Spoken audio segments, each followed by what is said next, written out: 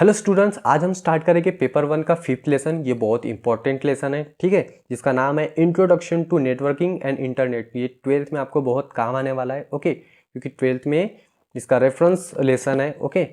तो इसमें हम लोग जो टॉपिक्स है वो कौन कौन से कवर करने वाले सिलेबस के अकॉर्डिंग, वो हम सबसे पहले देखेंगे। तो इसमें फर्स्ट टॉपिक है आपका networking terms and concept. Networking terms में आप लोग देखोगे कि नेटवर्किंग क्या होता है और उसके कंसेप्ट देखेंगे। देन हम लोग देखेंगे कंप्यूटिंग मॉडल, जैसे सेंट्रलाइज सिस्टम होता है, डिस्ट्रीब्यूटेड और कोलैबोरेटिव।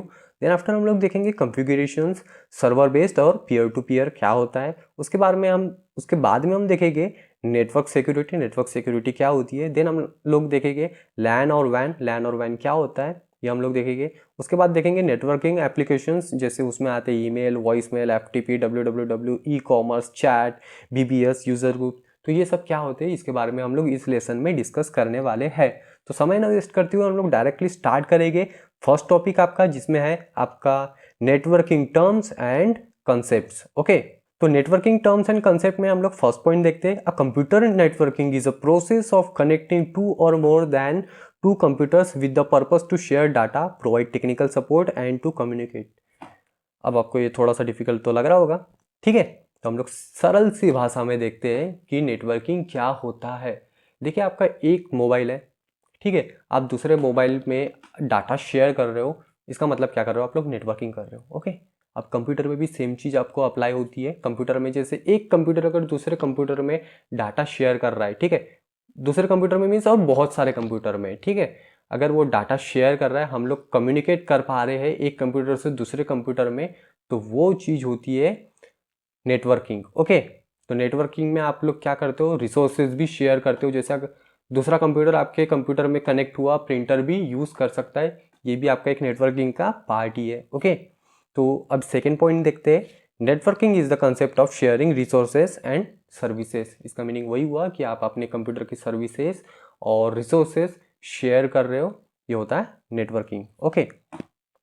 देन थर्ड पॉइंट देखते हैं। The individual system must be connected through a pathway called transmission medium, ठीक है। देखिए, आपका एक कंप्यूटर दूसरे कंप्यूटर से अगर कनेक्ट हो रहा है तो किसी न किसी एक ट्रांसमिशन मीडियम के थ्रू ही कनेक्ट होगा। तो जैसे आपका एक कंप्यूटर दूसरे कंप्यूटर में एक तो वायर के जरिए कनेक्ट हो सकता है, ठीक है, या फिर कोई वायरलेस मीडियम के थ्रू भी वो कनेक्ट हो सकता है, जिसमें आप लोग सिंपल सा एग्जांपल देखोगे मॉडेम का, ठीक है, जिसमें आप लोग वाईफाई के थ्रू एक कंप्यूटर से दूसरे कंप्यूटर में डाटा शेयर कर सकते हो, ठीक है, उसके थ्रू आप कम्युनिकेट कर सकते हो, okay. Then last point, fourth point बहुत इंपॉर्टेंट है, ठीक है, मैं आपको पढ़ के एक बार बता देता हूँ।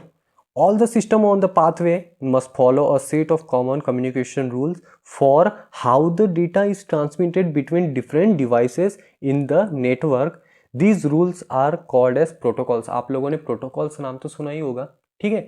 एक कंप्यूटर से दूसरे कंप्यूटर पे डेटा शेयर करने के लिए जो रूल्स लगते हैं, ठीक है, डायरेक्टली आप लोग डेटा शेयर नहीं कर सकते, उसमें कुछ रूल्स होते हैं, ठीक है, कि डेटा आपका कैसे शेयर होगा, उसके कुछ रूल्स होते हैं।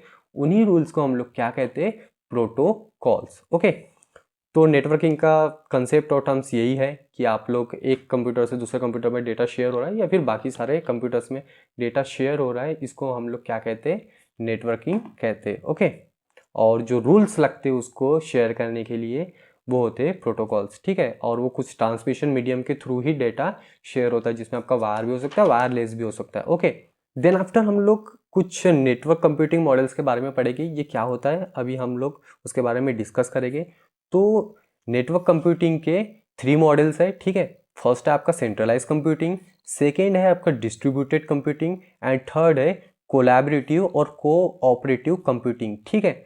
तो जो फर्स्ट है वो है सेंट्रलाइज कंप्यूटिंग, इसके बारे में अभी हम डिस्कस करेंगे। तो सबसे पहले मैं आपको इसका एक पॉइंट पढ़ के बता देता हूँ।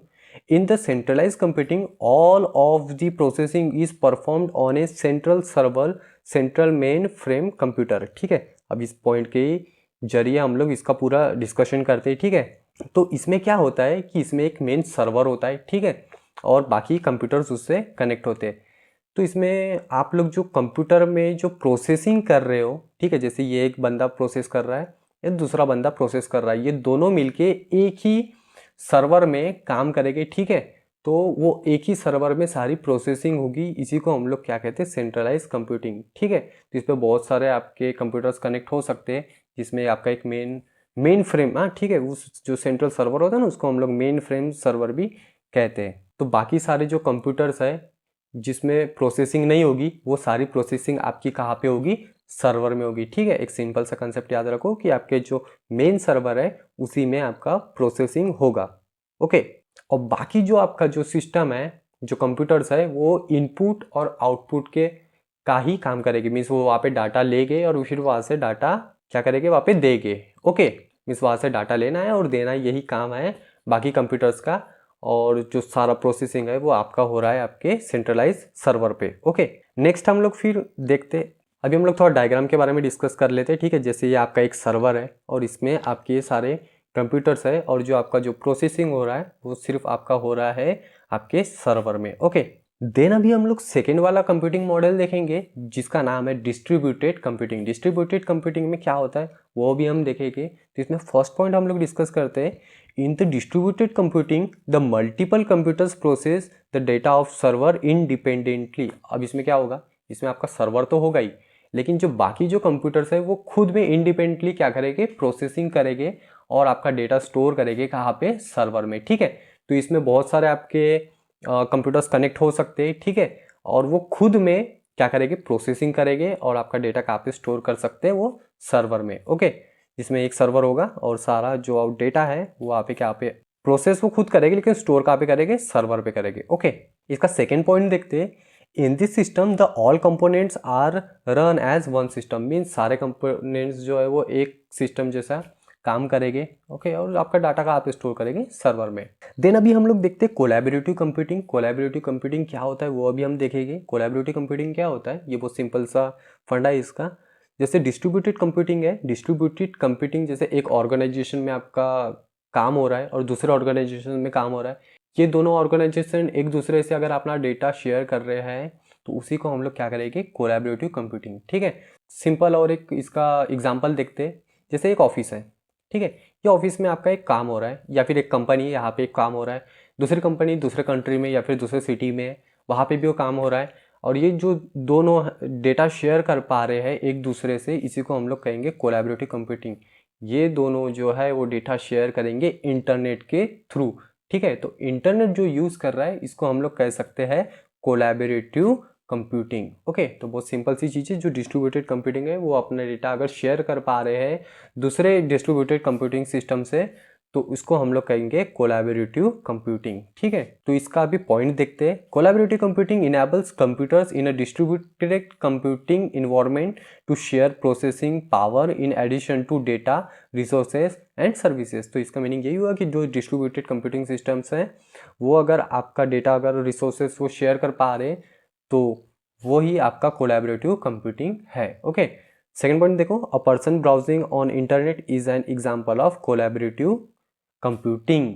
ओके, तो मीन्स वही हो गया, जो इंटरनेट यूज़ कर रहा है वो कोलैबोरेटिव कंप्यूटिंग का यूज़ कर रहा है। ओके, तो इस लेसन में हम लोगों ने डिस्कस किए कि नेटवर्किंग के कंसेप्ट क्या होते हैं। ठीक है, सेंट्रलाइज कंप्यूटिंग क्या होता है, डिस्ट्रीब्यूटेड कंप्यूटिंग क्या होता है, कोलैबोरेटिव कंप्यूटिंग क्या होता है। ठीक है, अगर आपको इसमें अगर कुछ प्रॉब्लम हो तो आप मुझे इसको पूछ सकते हो। ठीक है, और लेकिन आपको ये लेसन प्रॉपरली पढ़ना है। ओके, ध्यान रखना। सो एंड करते इस लेक्चर को यहाँ पे। टेक केयर, बाय बाय अभी के लिए, और खुद का ध्यान रखो, घर से बाहर ना निकलो। ठीक है, खुद को प्रोटेक्ट करो। ओके।